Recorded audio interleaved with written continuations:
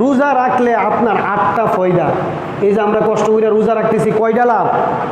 8টা লাভ। কয়টা লাভ?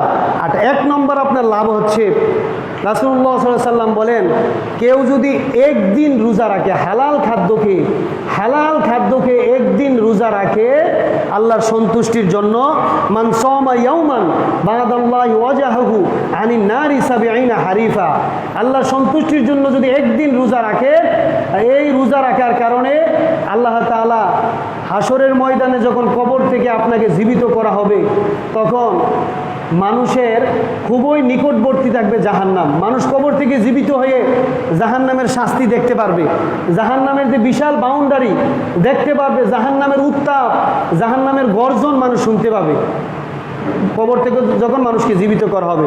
তো রাসূলুল্লাহ সাল্লাল্লাহু আলাইহি ওয়াসাল্লাম বলেন, মান সামা ইয়াওমান বাদাল্লাহি ওয়াজহাহু আনিন নারি 70 হারিফা, কোন ব্যক্তি যদি আল্লাহ তাআলা সন্তুষ্টির জন্য একদিন রোজা রাখবে, ওই রোজা রাখার কারণে হাসরের ময়দানে যখন সে কবর থেকে জীবিত হবে, তখন তার থেকে জাহান্নামকে 70,000 বছরের রাস্তা দূরত্ব পরিমাণ আল্লাহ তাআলা জাহান্নামকে দূরে সরিয়ে দিবেন। জোরে জোরে বলি সুবহানাল্লাহ, আরো জোরে বলেন সুবহানাল্লাহ।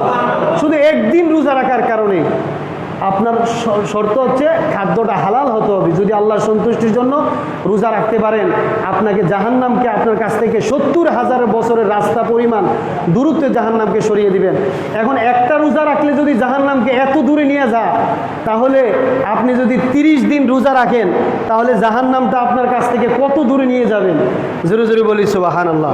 তাহলে 1 নম্বর রোজা রাখার ফায়দা হচ্ছে, আপনি যদি রোজা রাখেন, জাহান্নাম মৃত্যুর পরে যখন কবরে জীবিত করবে, তখন জাহান্নাম আপনার ধারে কাছে আসতে পারবে না। জাহান্নামের আগুনের হিট, আগুনের উত্তাপ আপনার নিকটে আসতে পারবে না। জোরে জোরে বলি সুবহানাল্লাহ। 2 নম্বর রোজা রাখার ফায়দা হচ্ছে, আপনি যদি রমজান মাসে একটা রোজা রাখেন, তাহলে 70টা রোজা রাখার সওয়াব পাবেন। জোরে জোরে বলি সুবহানাল্লাহ। হাদিস শরীফের মধ্যে এসেছে, মান তাকাররাবা ফীহি বিখসলাতিন মিনাল খায়র কানা কামান আদ্দা ফারিদাতান ফীমা সাওয়াহু ওয়া মান আদ্দা ফারিদাতান ফীহি কানা কামান আদ্দা 70 ফারিদাতান ফীমা সাওয়াহু। জোরে জোরে বলি সুবহানাল্লাহ। এই মাহে রমজানে যদি কেউ একটা নফল আদায় করে, নফল, আপনি 2 রাকাত নফল নামাজ আদায় করলেন, আপনি মাহে রমজানে একটা ফরজ আদায় করার সওয়াব পাইবেন। জোরে জোরে বলি সুবহানাল্লাহ। 2 রাকাত নফল নামাজ আদায় করছেন, তো নফল নামাজ মাহে রমজানে আদায় করার কারণে আল্লাহ তাআলা মাহে রমজানের খাতিরে আপনার আমলনামায় কিসের সওয়াব দিবেন? ফরজ আদায় করার। কিসের আদা?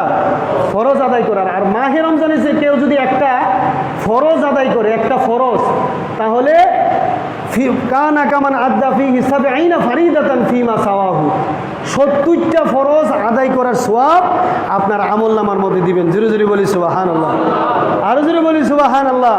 আল্লাহ কত ফজিলত রেখেছেন আমার প্রিয় বাবারা, ভাইয়েরা।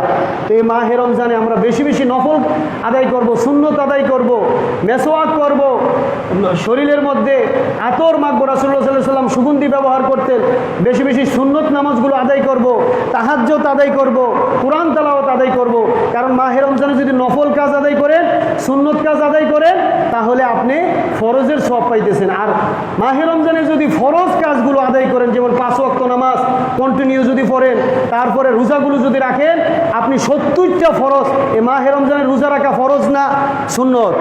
মাহে রমজানের রোজা রাখা ফরজ না সুন্নত? ফরজ। তাহলে আপনি যদি মাহে রমজানের রোজা একটা রাখেন, 70টা ফরজ আদায় করার সওয়াব পাবেন। জোরে জোরে বলি সুবহানাল্লাহ। আল্লাহ তাআলা এত ফজিলত রেখেছেন, একটু জিকির করি, লা ইলাহা ইল্লাল্লাহ, লা ইলাহা ইল্লাল্লাহ, লা ইলাহা ইল্লাল্লাহ, লা ইলাহা ইল্লাল্লাহ, লা ইলাহা লা ইলাহা ইল্লাল্লাহু মুহাম্মাদুর রাসূলুল্লাহ সাল্লাল্লাহু আলাইহি ওয়াসাল্লাম। 3 নম্বর হচ্ছে, যারা মাহে রমজানে রোজা রাখবে, মাহে রমজানের 30টা রোজা রাখবে, ইসলাম ধর্মের যে শ্রেষ্ঠ পুরস্কার, এই শ্রেষ্ঠ পুরস্কার আল্লাহ তাআলা আপনাকে দান করবেন। জোরে জোরে বলি সুবহানাল্লাহ। মাহে রমজানের রোজা রাখলে ইসলাম ধর্মের শ্রেষ্ঠ একটা পুরস্কার আছে। কি পুরস্কার? শ্রেষ্ঠ পুরস্কার। আপনি নামাজ পড়েন, তারপরে যাকাত দেন, হজ করেন, আপনি মসজিদ মাদ্রাসা করেন, কোরআন তেলাওয়াত করেন, আল্লাহ তাআলা আপনি যে পুরস্কারটা, এই পুরস্কারটা ফেরেশতারা দিবে, ফেরেশতারা লেখে। আপনি নামাজ আদায় করলে, কোরআন তেলাওয়াত করলে, আপনি হজ করলে ফেরেশতারা লেখে। কিন্তু আপনি যদি মাহে রমজানের রোজা রাখেন, ইল্লা সোম, হাদিস শরীফের মধ্যে এসেছে মাহে রমজানের পুরস্কারটা ব্যতিক্রম। সাধারণ আমরা দান সদকা করলে, ভালো কাজ করলে ফেরেশতারা লিখে, দুই কাঁধে যে ফেরেশতারা আছে ফেরেশতারা লেখে। কিন্তু মাহে রমজানের রোজা যদি আপনি রাখেন, তাহলে এইটার হিসাবটা স্বয়ং আল্লাহ রাব্বুল আলামিন নিজে রাখেন। জোরে জোরে বলি সুবহানাল্লাহ। শুধু তাই নয়, আল্লাহ বলতেছেন আস-সাওমুলি ওয়া আনা আজিজি বি, রোজা আমার জন্য, রোজার পুরস্কার আমি নিজ হাতে দান করব। জোরে জোরে বলি সুবহানাল্লাহ। রোজার পুরস্কারটা আল্লাহ নিজ হাতে ধরে আপনাকে পুরস্কার দিবেন। পৃথিবী দুনিয়াতে এমন কোনো আমল নাই যে আমলের সওয়াবের সওয়াব পুরস্কার আল্লাহ নিজে হাতে দিবেন। নিজে হাতে দিবেন না, কিন্তু একমাত্র ইল্লা সওম, রোজার পুরস্কার আল্লাহ নিজ হাতে দিবেন। জোরে জোরে বলি সুবহানাল্লাহ।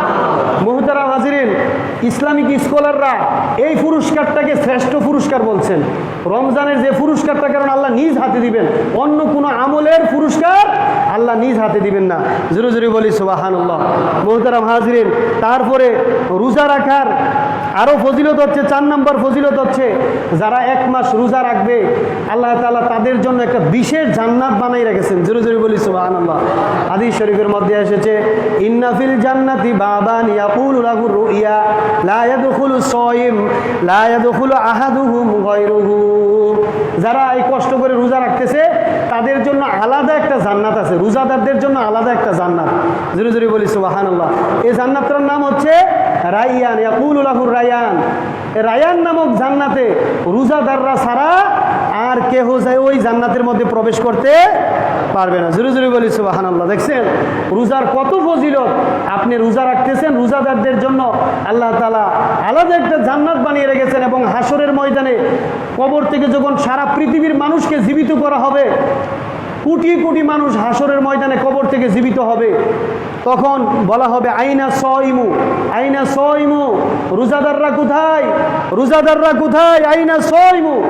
অ্যানাউন্স করা হবে, মাইক দিয়ে ডাকা হবে যে রোজাদাররা কোথায়, এদিকে আসো। আল্লাহ সুবহানাহু তাআলা রোজাদারকে একত্রিত করে রোজাদারদের জন্য যে জান্নাতের ব্যবস্থা করে রেখেছেন, ওই রায়্যান নামক জান্নাতে প্রবেশ করাবেন। জোরে জোরে বলি সুবহানাল্লাহ। মুহতারাম হাজিরিন, তারপরে হচ্ছে রোজাদারদের জন্য আরও পুরস্কার হচ্ছে, 5 নম্বর পুরস্কার হচ্ছে রোজাদাররা সরাসরি আল্লাহর সাথে সাক্ষাৎ করতে পারবেন। জোরে জোরে বলি সুবহানাল্লাহ। যারা রোজা রাখতেছেন এরা সরাসরি আল্লাহ তাআলার সাথে সাক্ষাৎ করতে পারবেন। জোরে জোরে বলি সুবহানাল্লাহ। হাদিস শরীফের মধ্যে এসেছে ফারহাতুন ইনদা ফিতরিহি ওয়া ফারহাতুন ইনদা লিকাই রাব্বিহি। রোজাদারদের জন্য 2টা পুরস্কার। 1 নম্বর পুরস্কার হচ্ছে রোজাদাররা যখন সারাদিন রোজা রেখে ইফতারের সময় যখন হয়, ইফতারগুলোকে যখন সামনে নিয়ে বসে, তখন তাদের জন্য তখন একটা আনন্দ। আর 2 নম্বর আনন্দ হচ্ছে ফারহাতুন ইনদা লিকাই রাব্বিহি। রোজাদাররা যখন সরাসরি আল্লাহ তাআলার সাথে সাক্ষাৎ করবেন, তখন তাদের 2য় আনন্দ। জোরে জোরে বলি সুবহানাল্লাহ। অন্যান্য আমল করেন, অন্যান্য আমলের জন্য আল্লাহর সাথে সরাসরি সাক্ষাৎ করতে পারবেন এমন কোনো হাদিসে আসে নাই।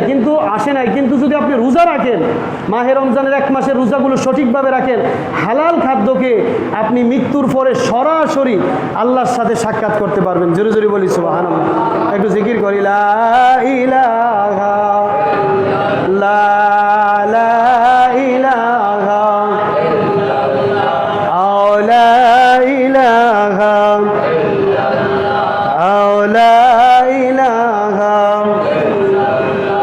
আও লা ইলাহা লা ইলাহা ইল্লাল্লাহু মুহাম্মাদুর রাসূলুল্লাহ সাল্লাল্লাহু আলাইহি ওয়াসাল্লাম। তারপরে ইফতারের ফজিলত নিয়ে আমরা কিছু কথা বলতে চাই। খুতবাতে এসেছে ইফতার। আপনি যদি অপর একজন রোজাদারকে ইফতার করান, আপনার কি ফায়দা রয়েছে, কি লাভ রয়েছে? আপনি যদি অপর একজন রোজাদারকে ইফতার করান, তাহলে আপনার 4টা পুরস্কারের ব্যবস্থা আছে। জোরে জোরে বলি সুবহানাল্লাহ। অপর একজন রোজাদারকে ইফতার করালে কয়টা পুরস্কার? 4টা পুরস্কার। 1 নম্বর পুরস্কার হচ্ছে আপনি যদি কোনো রোজাদারকে ইফতার করান, ওই ব্যক্তি সারাদিন রোজা রেখে না খেয়ে যে কষ্ট করে যে রোজা রাখছে, রাখার কারণে তার আমলনামার মধ্যে যে সওয়াব লেখা হবে, আপনি শুধু তাকে ইফতার করার কারণে সেই সমপরিমাণ সওয়াব আপনার আমলনামায় দান করা হবে। জোরে জোরে বলি সুবহানাল্লাহ, আরো জোরে বলি সুবহানাল্লাহ। কত ফজিলত! এক সাহাবী বলতেছে, ইয়া রাসূলুল্লাহ, ইয়া হাবিবাল্লাহ, আমি তো গরিব, আমি দরিদ্র, ইয়া রাসূলুল্লাহ, আমি যে আরেকজনকে রোজা ইফতার করাম এমন তো আমার সমর্থ নাই, আমি নিজেই তো ইফতারি খাইতে পারি না, তৌফিক না, আরেকজনকে করামো কীভাবে? রাসূলুল্লাহ সাল্লাল্লাহু আলাইহি সাল্লাম বলেন, ওগো সাহাবী, তুমি কি তাকে একটা খেজুর দ্বারা ইফতার করে দিতে পারত না? একটা খেজুরও কি খাওয়ার তোমার তৌফিক নাই, সমর্থ নাই? বলতেছে, ইয়া রাসূলুল্লাহ, আছে। বলতেছে, তুমি যদি একটা খেজুর খেয়েও যদি তাকে ইফতার করাতে পারো, তাহলেও সেই সওয়াব আল্লাহ তোমার আমলনামায় দিয়ে দিবেন। জোরে জোরে বলি সুবহানাল্লাহ, আরো জোরে বলি সুবহানাল্লাহ। তারপরে তাহলে এক নম্বর হচ্ছে ইফতার করানোর ফজিলত। আপনি কোনো রোজাদারকে যদি ইফতার করান, সে সারাদিন রোজা রেখে যে সওয়াব পাবে, শুধু ইফতার করার কারণে আপনি সেই সওয়াব পাবেন, এক নম্বর। দুই নম্বর সওয়াব হচ্ছে কান আলী মাগফিরাতিল লিযুনুবিহি। আপনি কোনো রোজাদারকে ইফতার করার কারণে আপনি জীবনে যত গুনাহ করেছেন সমস্ত গুনাহগুলো আল্লাহ মাফ করে দিবেন। জোরে জোরে বলি সুবহানাল্লাহ। তিন নম্বর পুরস্কার হচ্ছে ওয়াইতাকু রাকাবাতিহি মিনান নার। জাহান্নামের আগুন যে মৃত্যুর পরবর্তী জীবনে রয়েছে, আল্লাহ তাআলা একজন রোজাদারকে ইফতার করার কারণে ওই রোজা ইফতার করনেওয়ালাকে জাহান্নামের আগুন টাচ করতে পারবে না। জোরে জোরে বলি সুবহানাল্লাহ। জাহান্নামের আগুন আপনার কাছেই আসতে পারবে না আপনি যদি কোনো রোজাদারকে ইফতার করাতে পারেন। আল্লাহ সুবহানাহু তাআলা আপনার জন্য এই পুরস্কার রেখেছেন। তারপরে 4 নম্বর পুরস্কার হচ্ছে মান আশবাহা সাইমান সাকাহুল্লাহু মিন হাউজি শারবাতান লা ইয়াজমা হাত্তা ইয়াদখুলাল জান্নাহ।